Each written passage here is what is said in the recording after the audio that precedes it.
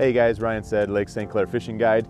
So doing a series of videos helping people get accustomed to the Great Lakes. If you're taking your boat out there, maybe you're coming from out of state, you're gonna fish with us at Marcel's Guide Service for a day, then use your own boat out there for a couple of days, or maybe you're local to the area and you just haven't fished on the Great Lakes before.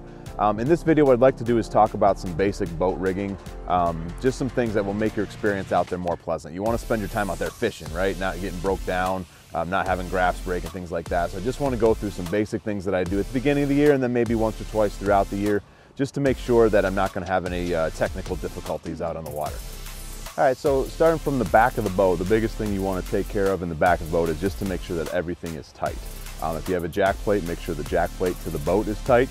And then of course, make sure the engine to the jack plate is tight. So you're talking probably 8 bolts or so there. Make sure everything is tight. You don't want to pop a jack plate bolt out there. It's a pain in the butt to fix them. I'm speaking from personal experience. The second thing is if you have power poles, make sure that these things are tight. You don't want them flopping in the breeze out there. There's a lot of bolts on these power poles, or if you have talons. Make sure they're tight. Again, the Great Lakes are going to test your equipment. The best thing you can do is make sure everything's tight. And then the other thing that you can do is Michigan roads are notoriously bad. Make sure you have a very good Transom Saver. If you have an old junky one, replace that. Michigan roads will beat those things up. So in the back of the boat, it's just about making sure everything is good and tight so that you don't have any issues out there on the water. So here at the council, guys, a couple things to think about. First is your depth finder mounts. Lake St. Clair, Lake Erie, they love to eat these things alive. So if you have just kind of an old depth finder mount, or maybe one that's not, a little bit undersized for what you want, you're gonna wanna upgrade that. Make sure that you have support systems for it. My old boat, I used to have one sitting here, and you can buy little cushions so that you can lean them down when you're driving in the big waves. Again, they love to eat up these depth finder mounts. So make sure they're good and secure, and just like the back of the boat, make sure everything's tight before you come up here. The other thing is you want to make sure your kill switch is ready to go. Safety is an utmost concern up here. We have accidents every year, unfortunately, on various kinds of boats. So make sure that your kill switch is ready to go, that you're wearing your life jacket out there.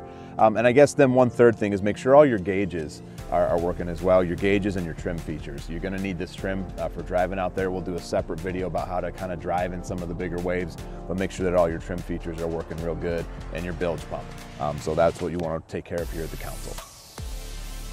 All right, guys, so lastly, here up at the front, this is generally where things go wrong the most up on the Great Lakes. Most people know to tighten their jack plate bolts, make sure their depth finders are secure back at the council. But sometimes, for some reason, this stuff gets overlooked up here. I'm a big fan of ram mounts whenever I can. You can see I've got one that holds my trolling motor down here. I've got one that holds my Humminbird 360 right here. You want a strap for your trolling motor as well. You gotta have that. You don't want this thing flopping around in those big waves. You wanna make sure that it's all bolted securely to the deck there. I've even got a ram mount for my depth finder there as well. I like the ram mounts because they absorb the energy. There's a lot of really good different kinds of mounts out there. Some of them are very strong and very secure. The problem with that is, though, when you hit a wave, all that energy has to go somewhere. That's engineering year one.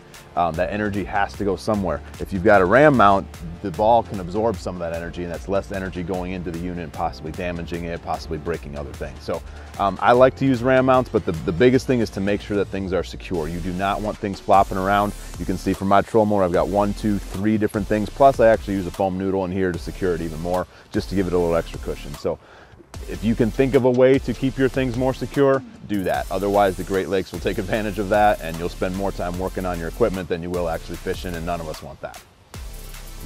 So those are just some basic rigging tips from front of the boat to back of the boat, hopefully to help you have a more enjoyable time out there. The last thing I would like to tell you, this is worth the investment. These inflatable life jackets are great. You want to be safe out there. You don't want to have to be wearing a bulky life jacket if it's out there and it's windy. I really recommend getting one of these things. It's easy to hook up your kill switch to it, like we talked about. Really recommend an investment in one of these. It will save you a lot of time, and they're very comfortable to fish in on top of that. So hopefully those will all help you out. Have a good time out there fishing and less time working on your equipment.